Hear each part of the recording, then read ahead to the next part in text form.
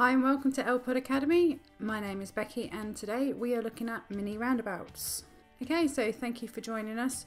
Please be sure to subscribe to our channel. We really do appreciate all of your support. You can visit our training zone at the website on the screen, and if you fancy you can sign up to our driving test tips at our website. Check out our blog at learnapod.co.uk and find us on social media. We are on Facebook, Twitter, Google Plus and Instagram. Okay, so mini roundabouts. Mini roundabouts are small roundabouts often found in residential and urban areas. This type of junction is often used instead of T-junctions, and this type of junction distributes traffic evenly where certain roads become congested in peak traffic times. Recognising a mini roundabout is easy. They accompany a blue sign that has 3 directional arrows. Mini roundabouts operate the same rules as normal roundabouts. You must give way to traffic coming from the right hand side. In peak traffic times, traffic can become congested, so mini roundabouts enable the equal flow of traffic, which reduces congestion on certain busy junctions.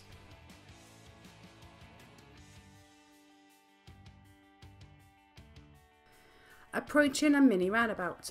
Okay, so when it comes to approaching a mini roundabout, you should always use the mspsl routine on the approach and in good time. It is really important to inform other road users of your intentions so that they can plan their journey in good time also. Okay, so just to remind you on the mspsl routine, you should check your mirrors in plenty of time prior to reducing your speed, and you should give a signal to inform other road users of your intention of turning left or right. You should position nice and early, either to the left or to the right if you are planning to turn right. On the approach, you should also reduce your speed in plenty of time. You should match your speed dependent on what you can see. Typically, you should reduce your speed to approximately 15 miles an hour so that you can have plenty of time to look to the right and assess your next action. You should look to the right and to the left on the approach to the mini roundabout. Make sure you look well ahead and in good time. You should assess the road in all directions. Okay, when it comes to emerging, it is really important to be able to judge when to emerge at the mini roundabouts. Mini roundabouts are small, tight junctions. It is really important to emerge at the right time.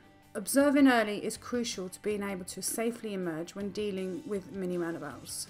It will take some practice and of course some road experience to be able to merge safely onto the roundabout. You should look out for the following things to help you when deciding to enter a roundabout. Number 1, you should look at other road users' signals. Are they signalling left? Are they not signalling? Or are they signalling right? Number 2, you should also check their road position. Are they by the mini roundabout or are they positioned further to the left? If they're positioned further to the left, that is a strong indication that they're going ahead at the roundabout and indeed not to the right.